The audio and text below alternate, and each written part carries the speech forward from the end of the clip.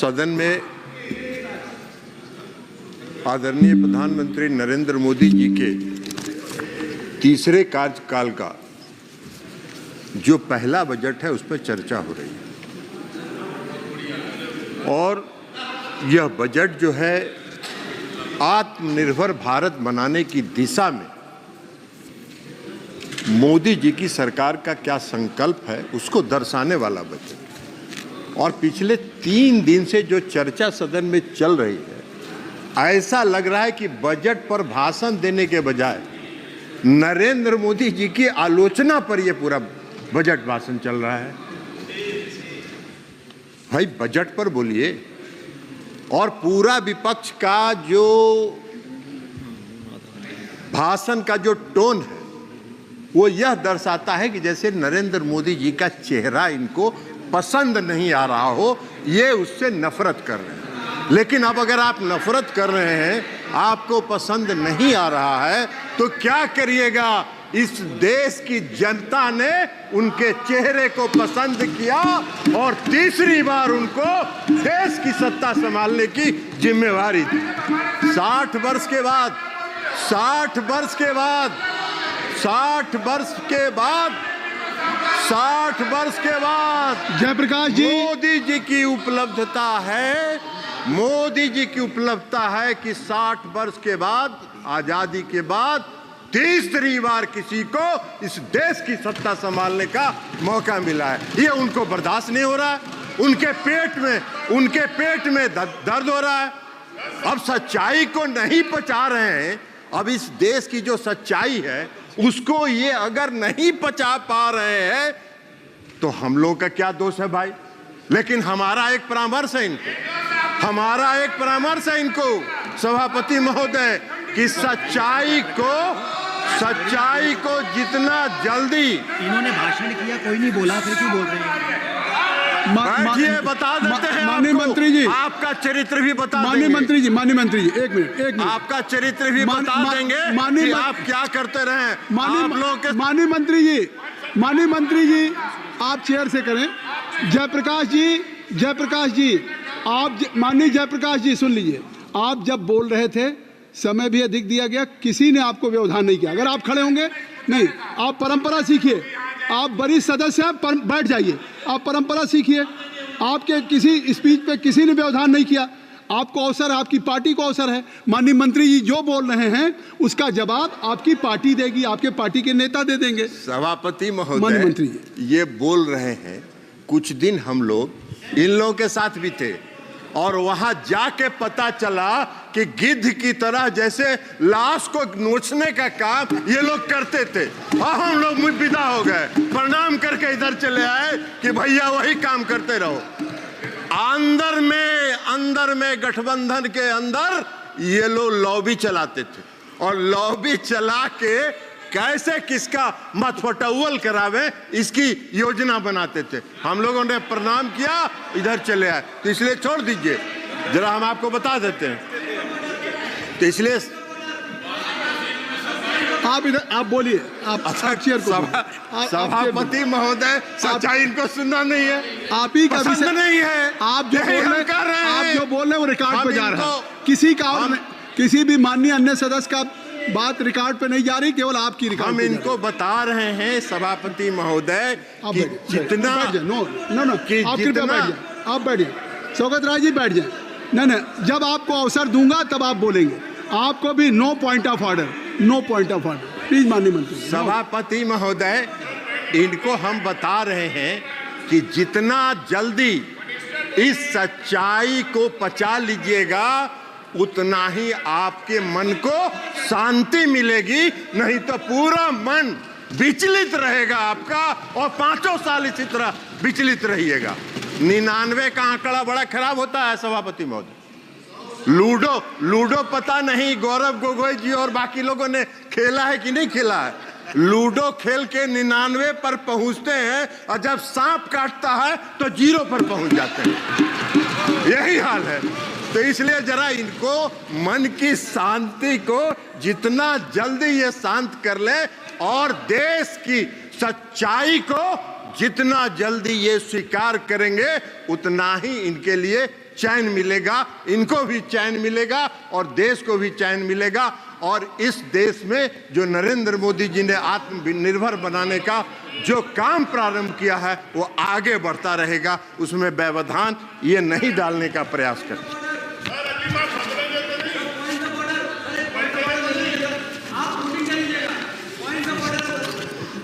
No point of order अब इनको during any minister statement या स्पीच आप पॉइंट ऑफ ऑर्डर आप लिख के भेज दें, आप लिख के भेज दें। बजट का ही स्पीच चल रहा है, बैठिए, आपको बजट समझ में आता, आपको बजट में अभी बता देंगे, एक का बजट का भाषण, बजट समझ में आ रहा है। तीसरे कार्यकाल का जो पहला बजट आया अब इनको नहीं दिखाई पड़ रहा है। इनका एक एजेंडा रहता था, बेरोजगारी है इस देश में, रोजगार पर चर्चा नहीं हो रही है। इस पहले बजट में 4.1 करोड़ रुपए 1 करोड़ लोगों के रोजगार सृजन की चर्चा है, वो इनको दिखाई नहीं पड़ रहा है, वो इनको दिखाई पड़ेगा भी नहीं, क्योंकि मन तो इनका विचलित है, मन इनका अशांत है, तो वो कहां से दिखाई पड़ेगा इनको। अभी अब एक्चुअली अब वास्तव में हुआ क्या है कि तीसरे कार्यकाल का ये पहला बजट आया, मोदी जी ने पहला बजट मोदी जी की सरकार ने पेश किया, और जो पहला गुगली मोदी जी ने फेंका है इस बजट के माध्यम से, तो ये बोल्ड आउट हो चुके हैं और उसी बोल्ड आउट की छटपटाहट में ये अपना भावना व्यक्त कर रहे हैं। विधवा विलाप किए जा रहे हैं। अरे विधवा विलाप करने से क्या होगा? सच्चाई यही है कि देश के प्रधानमंत्री नरेंद्र मोदी जी हैं और पूर्ण बहुमत के साथ हैं। इस सच्चाई को स्वीकार करिए। और अभी तो शुरुआत हुआ है, अभी तो शुरुआत हुआ है, तो पहला साल है। अभी 5 साल देखिए, 5 साल के बाद मैदान में कहीं नजर नहीं आइएगा, वही होगा कि 99 पर सांप काटेगा और 0 पर पहुंचिएगा, यही होने वाला है।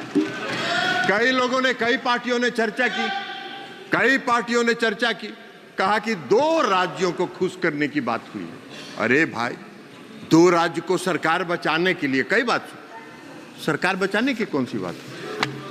ये प्री पोल अलायंस है, और हमारा हो या तेलुगु देशम पार्टी का हो, प्री पोल अलायंस है, और यह अलायंस फेविकोल से सटा हुआ है। आपके साथ भी रह के आपका चरित्र भी देख चुके हैं। गिद्ध की तरह आप लोग नोचते हैं। सत्ता मिला नहीं कि कैसे सत्ता को घींचते रहे, ये काम करते रहे आप लोग। हम लोगों ने प्रणाम किया और चल दिए। इसलिए आज जेडीयू हो या टीडीपी हो, सत्ता के साथ प्री पोल अलायंस में हम लोग सरकार में है, और प्री पोल अलायंस 5 साल का पूर्ण बहुमत मिला है। आप क्लीन बोल्ड हो चुके हैं, चिंता मत करिए।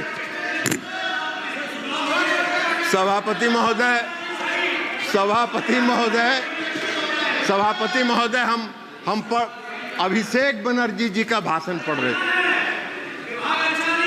अच्छा विभाग, आपको ये सब यही काम तो करते रहे आज तक आप लोग। आप लोग यही काम करते रहे। आप चेयर पर गिद्ध के तरह कैसे नोचना है, ये सब नहीं होता है यहाँ। आराम करिए आप। महोदय, हम अभिषेक बनर्जी जी का भाषण पढ़ रहे थे। अभिषेक बनर्जी जी ने भाषण दिया और कहा कि मोदी जी का 4 जून 2024 को जो पहली सरकार बनी, rejected the people of India, which was rejected by people of India. वाह रे भाई, आपके ज्ञान का हमको प्रशंसा करना होगा कि पूर्ण बहुमत की सरकार आप कह रहे हैं कि rejected by the peoples of India.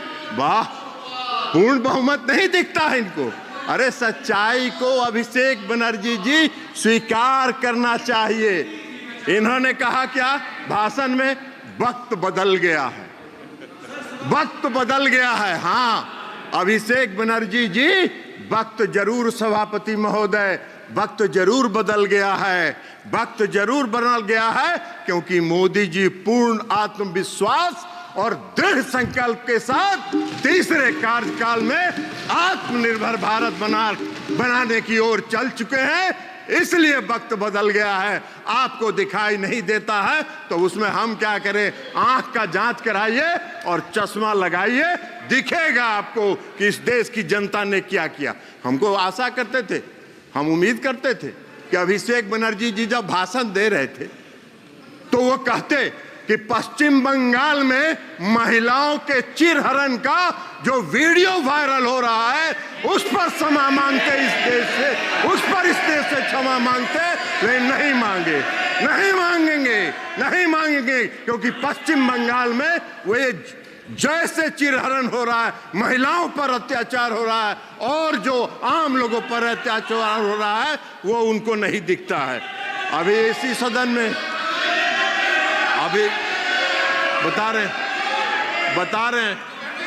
रहे जयप्रकाश जी, अरे जयप्रकाश जी बैठ जाइए, एक मिनट आपको बता रहे हैं। माननीय मंत्री जी, आप चेयर को एड्रेस करें। सभापति महोदय, सभापति महोदय, इसी सदन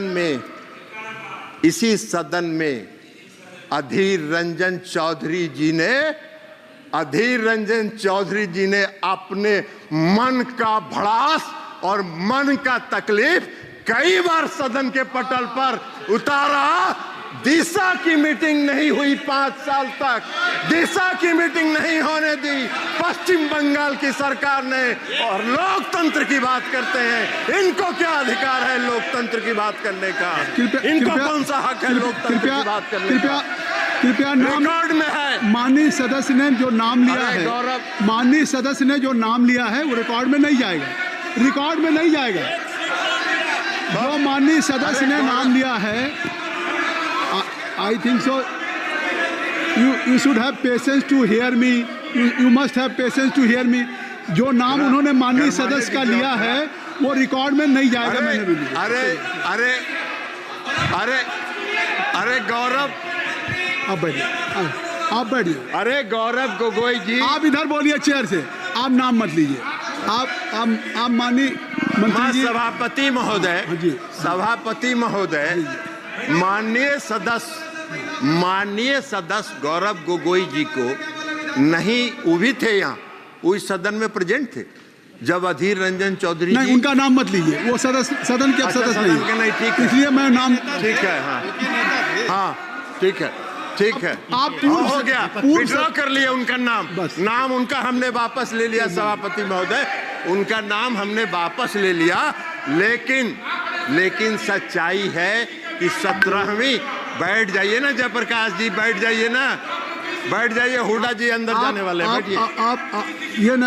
आप अपना सभापति महोदय, अपना भाषण। सभापति महोदय, मैं ये कह रहा था कि 17वीं लोकसभा के दौरान जब आपका अवसर आएगा तो बोलिएगा प्लीज। जयप्रकाश जी, प्लीज हुड्डा जी, तो कहना चाहिए, इनको कहना चाहिए, अरे इनको कहना चाहिए कि पश्चिम बंगाल में जो चिरहरण हुआ वो जायज था। यही कह दीजिए देश के सामने, यही कहिए।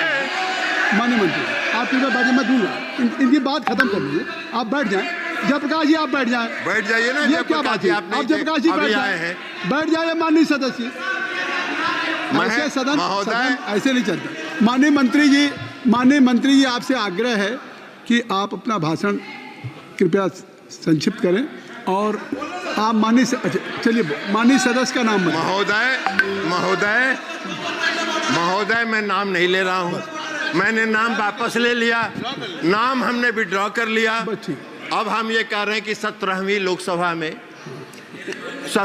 लोकसभा में उस समय माननीय विरोधी दल के नेता और सबसे बड़े पार्टी के जो नेता थे, उन्होंने सदन के अंदर कई बार अपनी पीड़ा का इजहार किया कि उनके क्षेत्र में दिशा की बैठक होने नहीं दी जा रही है, और गौरव गोगोई जी बैठे हुए थे, गौरव गोगोई जी उसके गवाह हैं। जयप्रकाश जी तो उसमें थे नहीं, ये कहां से जानेंगे? तो इसलिए गौरव गोगोई जी के सामने पीड़ा हुई। एगो सीट कांग्रेस को दिया, कांग्रेस ने दिया नहीं, एक कांग्रेस एक को सब, अब उसके बाद भी लगे हुए हैं। तो लगे रहिए मुन्ना भाई, कुछ न कुछ तो मिलेगा, लेकिन 99 वाला भी खतरा है। सांप का अगर काटा तो 0 पर आइएगा, लेकिन लगे रहिए, क्या करिएगा। और पूरा भाषण हमने शैलजा जी का भी सुना, शैलजा जी का भी भाषण हमने पूरा सुना, और शैलजा जी का भाषण हमने सुना वो पूरा हरियाणा केंद्रित था। देश और दुनिया की तमाम का बजट थोड़े है। जयप्रकाश जी भी अभी बोल रहे थे पूरा हरियाणा देश और दुनिया की तमाम बड़ी खबर का बजट है भैया। देश पर बोलो, देश बस देश। और नरेंद्र मोदी जी पूरे देश को आगे बढ़ाना चाहते हैं। ये उनका संकल्प है, ये उनका आत्मविश्वास है।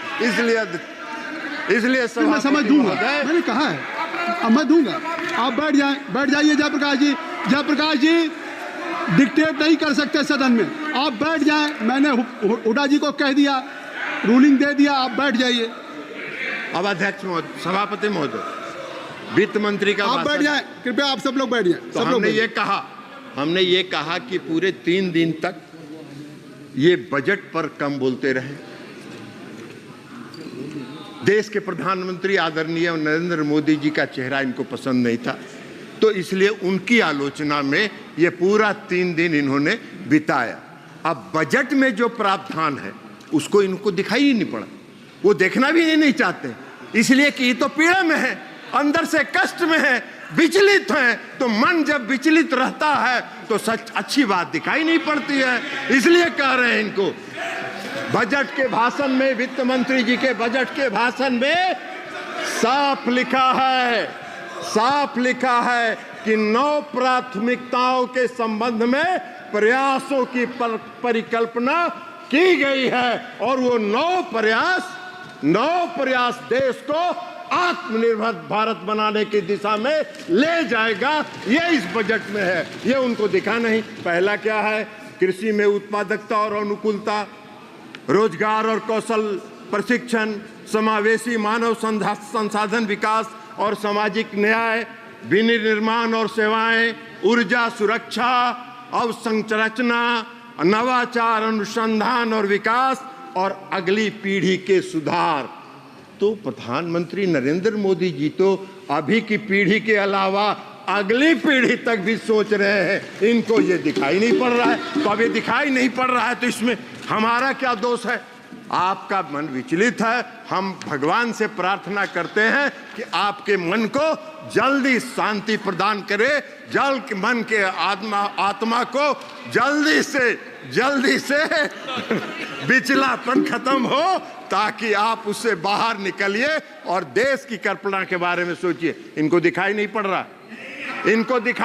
रहा है कि रक्षा के क्षेत्र में माननीय वित्त मंत्री जी द्वारा जो बजट पेश किया गया है उसमें 4.54 लाख करोड़ रुपए का प्रावधान किया गया है। ये इनको तो दिख नहीं रहा।